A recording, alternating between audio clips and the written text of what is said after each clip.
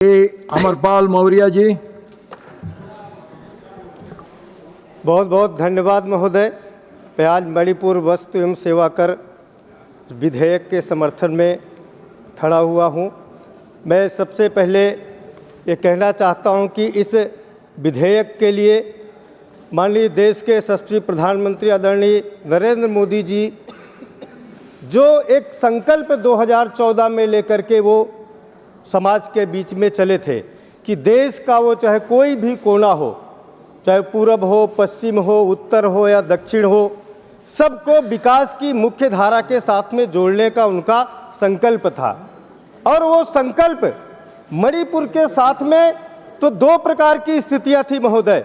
मणिपुर विकास की मुख्य धारा से कांग्रेस की सरकारों ने अछूता रखा और दूसरा उसके साथ में एक जो उग्रवाद की घटनाएं उस प्रदेश में थी।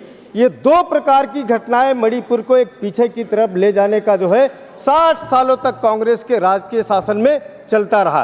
लेकिन आदरणीय नरेंद्र मोदी जी के संकल्प ने मणिपुर को विकास की मुख्य धारा के साथ में जोड़ने के संकल्प को पूरा किया। और इतना ही नहीं, वहां पर अब तक 7,000 से अधिक उग्रवादियों ने समर्पण किया और आज 82% उग्रवाद की घटनाएं समाप्त हो गई हैं। ये नरेंद्र मोदी सरकार की उपलब्धियां हैं महोदय। देश के कोनों में कांग्रेस की सरकारों ने इस देश को उत्तर में, दक्षिण में, पूरब में, पश्चिम में ये भेद पैदा करने का काम करते थे। वो विकास की धारा में भी जो है वो व्यक्ति को, समाज को अलग अलग रचनाओं में देखने का काम करते थे। वो कभी जो है पूर्वोत्तर के लोगों को चीनी की संज्ञा देते थे, कभी दक्षिण के लोगों को अफ्रीकी की संज्ञा देते थे।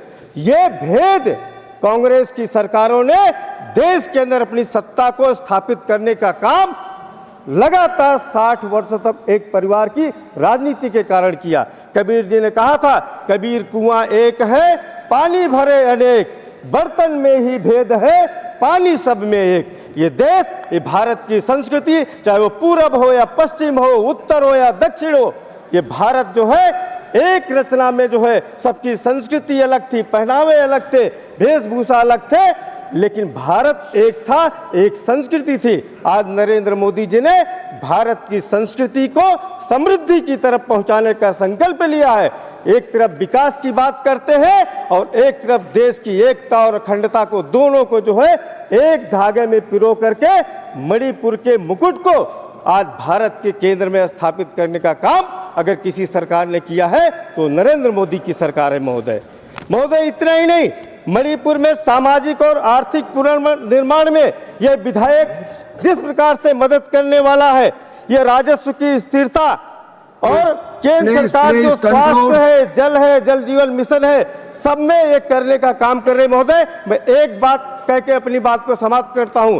देश में जो विकास की धारा चल पड़ी है, जो 2047 तक विकसित भारत के सपने को पूरा करने का एक लक्ष्य लेकर के मणिपुर के लोगों ने भी संकल्प लिया है कि पूर्ण प्रखरतम उज्ज्वल रविसम विकसित राष्ट्र साकार प्रकट हो, सुखी सबल समरस भारत हो, एक दिशा में हो प्रयासरत, राष्ट्र समूचा चले विजय पथ, जग में गूंजे जय जय भारत। बहुत बहुत धन्यवाद।